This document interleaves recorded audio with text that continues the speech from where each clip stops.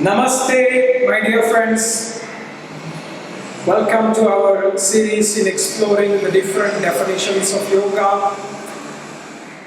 We have been seeing many wonderful definitions of yoga from the classical sources, which we are going to continue today. Today, we are going to take two fantastic definitions of yoga that Acharya Rāmānujācārya has given. Rāmānujācārya is the pioneer of Visishtadvaita philosophy, who lived 1,000 years ago, and he is regarded as one of the most important Vaishnava Acharyas of the Indian tradition. In his commentary to the Bhagavad Gita, which is called as the Gita Bhashya, Rāmānujācārya offers two definitions of yoga. The first one he calls Atma Avalokanam Sadhanam Yogam. Yoga is the practice, sadhana is called a practice, that allows us to approach ourselves, the Atma. Avalokana means to slowly approach. So normally we are moving away from our Atma, we are moving away from the self, we are moving towards different objects that we have in this world, and we get deluded by these objects. So we are moving away from it. Whereas yoga is the process of turning that direction inward, so that slowly and slowly we are approaching our heart where the Atma resides. So yoga is constituting those practices that help us turn inward toward our consciousness. Whether it's asana, pranayama, mantra, meditation, whatever be it, yoga practices are those that help us turn inward so that we can approach our own self.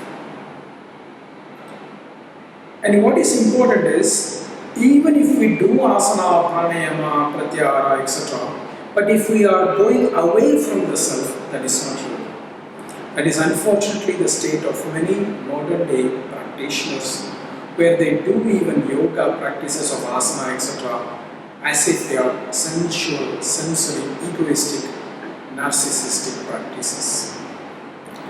Here, we have to remember that we need to let go of those kind of egotistic desires and move with humility towards ourself, because the self is the vehicle of the divine. That is exactly what Rāmānuja wants us to understand. So we approach the self, we approach the divine. So this is the first definition that Acharya Rāmānuja gives.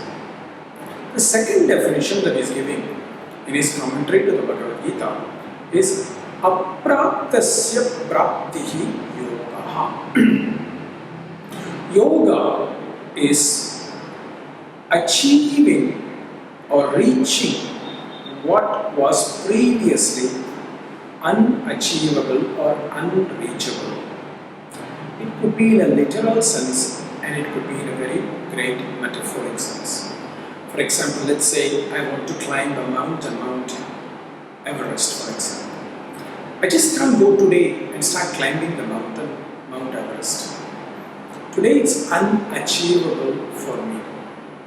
But through practices, maybe I start climbing shorter hills, maybe I do some breath regulation practices because the breathing in the mountain is going to be different, etc. I train myself so that eventually I'm able to climb Mount Everest.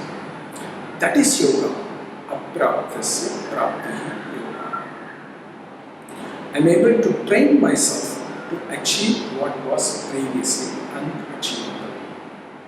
And this is at a very metaphoric sense. This is also understood in this way. Self-realization is unachievable for many of us today, because our mind and senses and body are not trained for that experience. So we train mind, body and senses so that what was previously unachievable becomes achievable. That, my dear friends, is yoga as apraptasya praptihi yoga. So these are two extraordinary definitions of yoga from Acharya Rāmānujācārya. Namaste.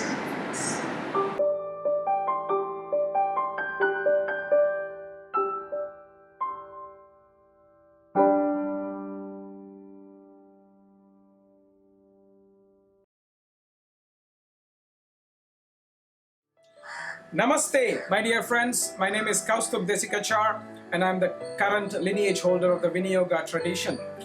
Thank you for watching our YouTube video today, and if you enjoyed it, please subscribe to the channel by clicking the subscription button nearby below and also the bell icon so that you are notified on our up-to-date uploads of our video. We happily upload each week at least one video and discuss fantastic topics about the traditional aspects of yoga so we can keep the learning as pure and as close to the source as possible. So join our community and let us spread this fantastic knowledge of yoga. And if you like our videos, please leave a comment about what you think, and if you don't like our videos, please also let us know how we can improve. Namaste, dear friends.